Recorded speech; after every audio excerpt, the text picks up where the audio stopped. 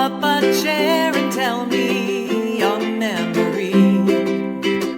Why does it matter to you? I want to hear your story, your point of view. Tell me what happened to you.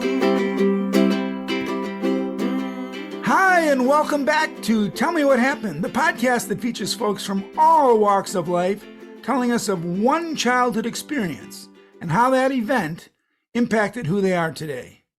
I'm your host, Jay Rehack, and like you, I've had my share of childhood experiences. Some of them have been really enjoyable, but some of them were actually quite painful. But I'd like to think that whatever's happened to me in my life has made me who I am today. Tell Me What Happened is sponsored by Sidelining Publishing, publishers of quality books, including Susan Salidor's classics, One Little Act of Kindness, and I've Got Peace in My Fingers. Both of them are available wherever quality books are sold. All right, today I have as my guest a good friend of mine. Actually, it's a very good friend of my daughter's, and as a consequence, I became Alanna's friend, so I don't want to pretend that I'm more of a friend than I'm not. It's more my daughter's. But anyway, Alanna Bennett. Alanna is a screenwriter and a culture writer. Her work's been seen all over the internet, but you can also find it on Roswell, New Mexico, and the upcoming XO Kitty. Welcome to the show, Alanna Bennett. I'm so happy to be here. I'm so excited. Well, I'm fired up because I know you're a great storyteller. I don't want to put any pressure on you, but you are a great storyteller, someone that I've known for a while and would love to hear some backstory on you as a person. So I'm going to mute myself in about a minute here, Alanna, but I want you to know that when you're finished with your story, I'm going to ask you absolutely one question. And that one question is, how do you think the story that you tell us has impacted who you are today? So take it away, Alanna. Thank you. I am so excited. I am nervous because usually I feel like a little writing mole rat just in my little office tip-tapping away versus I've never been much of a performer. I've never done a lot of verbal storytelling. So we will see how this goes, but I am excited for the prompt and the challenge. I will start with some background to this story that I'm telling, this period of my life. But basically, the story I've decided to tell today is about when I realized that my family had a lot less than other kids did financially. I did not really realize how much in poverty my family was until the time period of the story that I will tell. So my family moved from Los Angeles to Portland, Oregon when I was about 3. We never had much. We lived in a one-bedroom apartment. So my brother had the bedroom. My mom took the couch. I had like a little nook that my mom built. I was so young that it didn't really faze me. And then we moved into a 3-bedroom apartment after that, which felt like lavish to me. That I was like, this is a mansion.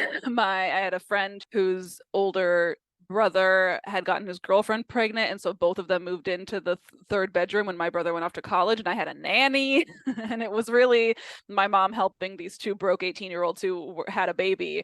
But to me, it felt like I had live-in childcare. I never really thought about anything that I lacked. I felt like I had everything that I needed. Yeah, this 3-bedroom apartment was very memorable to me. And then the time period that I'm focusing on kind of starts when my grandfather, Hugh Bennett, got cancer. He got melanoma in his early 80s. And my mother thought that she wanted to move to be closer to him in Orange County. And so we gave up our apartment, but I don't know exactly what happened here. Maybe I should ask my mom. I haven't circled back to this moment, but I don't remember exactly why, but we didn't move down to California yet. I will circle back to that because the story kind of ends with when we finally do move down to California. But at this point, we had given up our 3-bedroom apartment, which was way out in what I think Portland calls the numbers. It was like 139th Street or something. It was like not the best neighborhoods. It was kind of just a dreary part of town, but we had this 3-bedroom. It was great. We gave it up, and because we had left our apartment and didn't move down to Orange County, we didn't really know what to do next. And so this is when my family, at this point it was me and my mom, because my brother had moved out, we started living in motels. So we lived in a couple different ones. There was a main one that we lived in that was right near the Portland Convention Center. So that's like it's not a really neighborhoody neighborhood. It's the convention center and a bunch of rundown motels. And then like there's a mall, there's McDonald's. It's like where the conferences are. And so this period we moved out of the 3-bedroom when I was ending 3rd grade, and we moved into the motels at the beginning of right as I was entering 4th grade. So I was 10. I remember that we had 2 cats. And so it was 2 cats in a motel room with me and my mom. And I remember we had a hot plate for cooking stuff. My mom was working at OHSU as a medical assistant, and it was an easy commute on the bus for her. And she gamed it so that the motels that we were living in also helped so that I could go to an elementary school in a cuter part of town. And so we were busing into a very cute, very idyllic area called Selwood Westmoreland area of Portland, which is kind of what I have since come to consider my like hometown neighborhood. It's very beautiful. There's a duck pond. It's like exactly what you think of when you picture Portland. It's green, it's super walkable. I remember starting 4th grade there and like walking to the Boys and Girls Club after, and there would be like ducks crossing the street, and all of the elementary school kids walking to the Boys and Girls Club, stopping to help the ducks like not get hit in the road. It wasn't a suburb, but it was kind of on the edge of where the suburbs started, and it felt very like a part of a type of childhood I had never had access to. But it was ironic because I was busing in from this very like city convention center kind of nothing neighborhood and living in this little 1-room motel with my mom and 2 cats and a hot plate as we tried to figure out like what to do.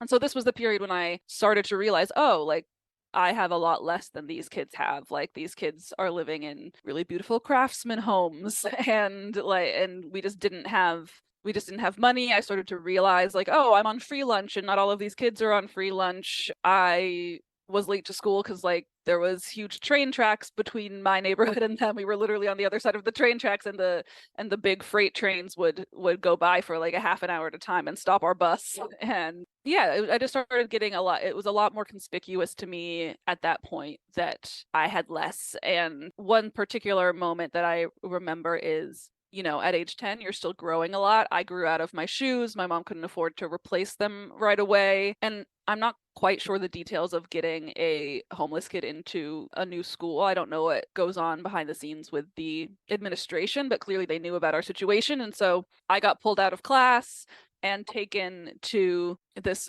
at the time it seemed like a magical place that was just full of clothes and shoes, and they were like, take whatever you want. They gave me a big like garbage bag, and they're just like, take whatever you want. I got to like raid as many shoes as I wanted, as many free coats and stuff like that. And at the time it felt like nice and shiny, but also like, oh, I don't think the other kids like need this to happen. And so it's more in retrospect, but it was in that era that it was kind of dawning on me how much I would go to sleepovers and they would live in like beautiful Victorians or beautiful craftsmen's and not be worried about this stuff, and it would never come up for them that they grew out of their shoes and didn't have replacements and stuff like that.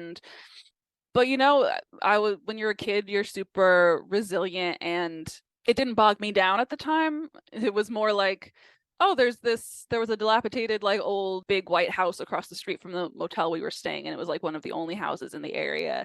And I remember I made friends with the girl who was my age who lived there. I think her parents were Russian or something like that. And we would just play all the time. Like, it's just like you make what you can out of what is around you, and we would have so much fun. And then I remember that we were playing one day. We were taking turns on a scooter that she had. This was like the prime era of like razor scooters sweeping the nation, and we would just race up and down this kind of empty motel street. And this feels so extremely like 2001, because that's the year that this was. I was wearing too long for me bell-bottom sweatpants as I was doing this running, and I tripped running after the scooter, like running back and forth with her, and I tripped and I broke my arm. I landed right on my arm. I still have the scar on my wrist, and that I've broken 2 bones in my life. That was the first one. And so I just start screaming and I just remember like that my mom was alerted because because the motel manager heard this little girl screaming across the street. And so I remember he had to go get my mom.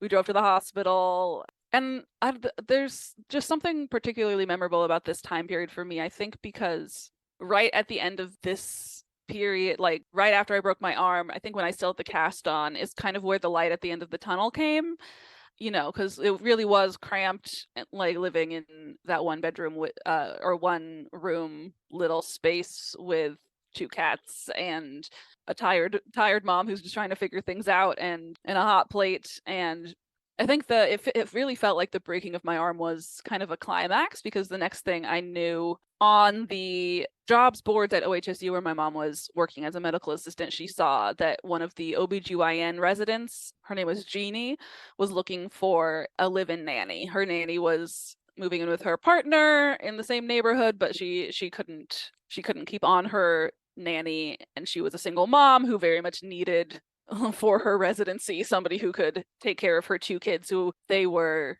I believe, 5 and 3 at the time, Corey and Jake. And so I think I still had my cast on when my mom applied for this job. She took us to meet them. We all went to the beach together to see if it would be a good fit, and then we moved into their house, which happened to luckily be in the same neighborhood as the one that my mom loved, the one that she had me in elementary school at the time in Selwood. And so we moved into their house. The old nanny had lived up in a bedroom on the top floor, but because we had cats and because we were 2 people, we took over the basement. And so we moved into the basement of this lovely home in this beautiful neighborhood. It was like 2 blocks from the duck pond that I had always loved and that my mom had always loved.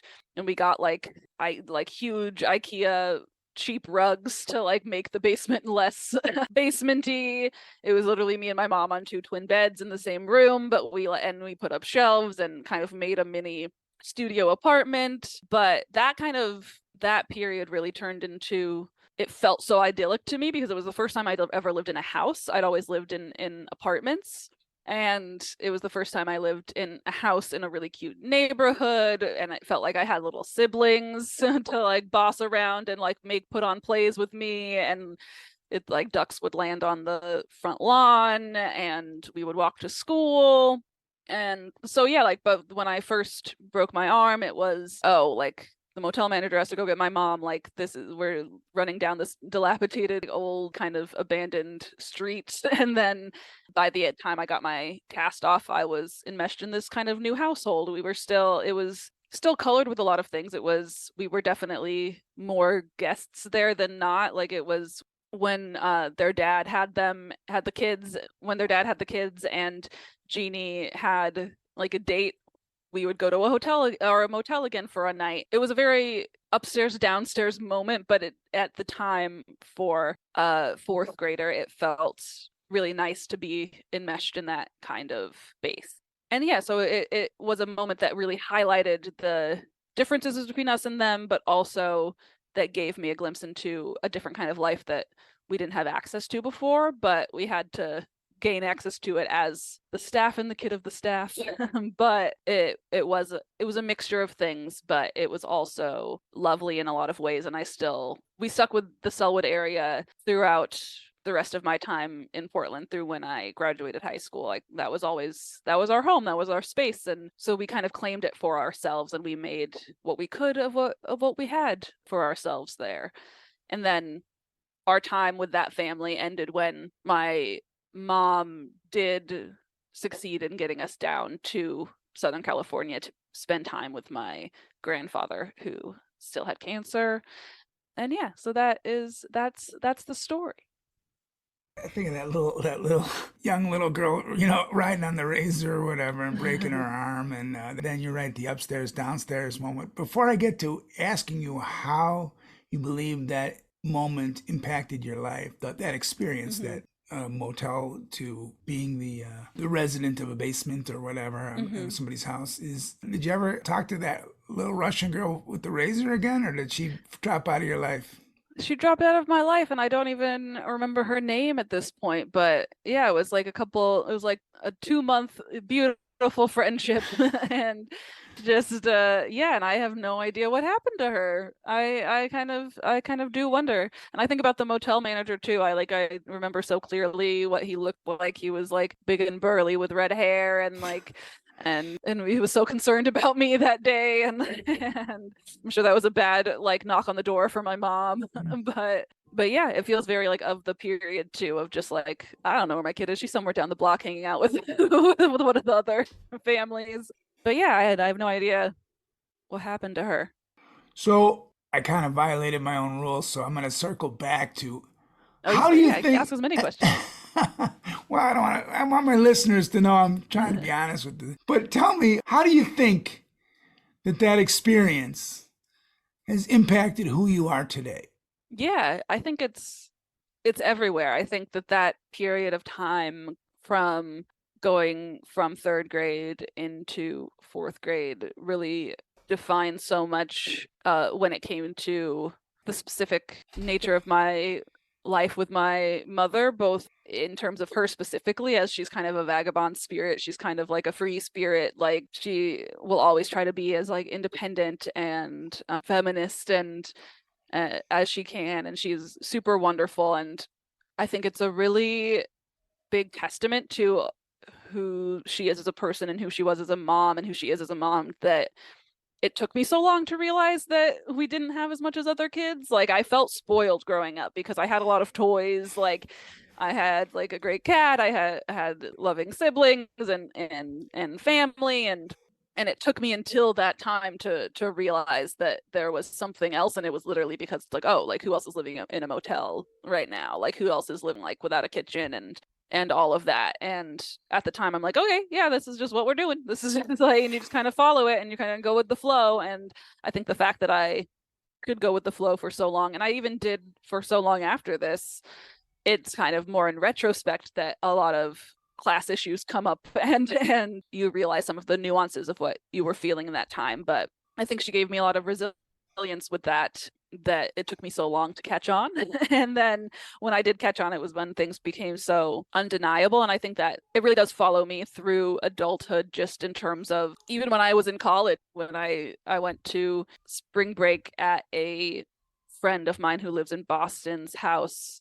And like, her house just felt huge to me. I was like, this is where you live. And it's not like she even was like a wealthy classmate. She considered herself firmly middle class. But I think that period just really highlighted for me how many people who don't think they have a lot have so much, and how even just living in like that was it was not a big house that we were staying in when we were nannying. It's not that this family wasn't even wealthy or anything, but living in a house, that's when it occurred to me like how crazy that felt. It felt like the wildest world jump. And so I think that is what impacts me today. It still is a reminder, like every time I enter a big house, I'm like, wow, like I really grew up not in that. It's a good perspective to keep. All right. Well, last question. Again, a little bit of a violation. I'm hoping. Is your mother still alive? Yes, she's still very much around. She's still kicking. Good. Lives in her own house now. I Loves was it. going to Has ask her own if garden. she's not in the motel anymore. No, she's in. She had some living in a car stuff through my mid-20s, but she is very much in her own home now. It's very much her. Like she's made it her own. She has a beautiful garden she's obsessed with. She knows everybody in the neighborhood. She's doing great. Great. That's good to hear. Well, thank you, Alanna. I really appreciate you taking the time to speak with us. Thank you. It's great to know a little bit more about you. I've been tracking your career a bit, again, because of my daughter, and I know you're highly successful, and that's kind of fun. But more importantly than that, the fact that you're resilient really makes me happy, because life takes all of us in different directions and different bounces, and it's good to know that you. I'm sure no matter what happens, you're going to be strong. So that makes me happy. Thank you. It really, yeah. Thank you so much for the time and the space. And I've been following you and your life and career and retirement as well. And so I'm excited to spend this time together. Thank you very much. All right. I'd like to thank my guest, Alanna Bennett, the great Alanna Bennett. I also like to thank my sponsors, Sidelining Publishing and LaughSaver.com. So I'm going to end this show with Susan Salidor's classic, Love Reveille, because I think what Alanna's talking about is a love story between her mother and herself and the larger issues of the world. So until next time, this is Jay Rehak asking you all to please stay safe out there and try not to hurt anybody. Love Reveille. It's supposed to wake up our hearts.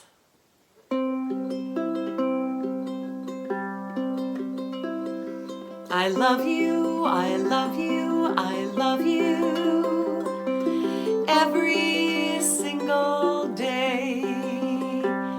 I hear you, I hear you, I hear you, and all that you have to say. I see you, I see you, I see you, and all the kind things you do. I love you, I love you, I love you, just because you're you. Mwah. That's the truth.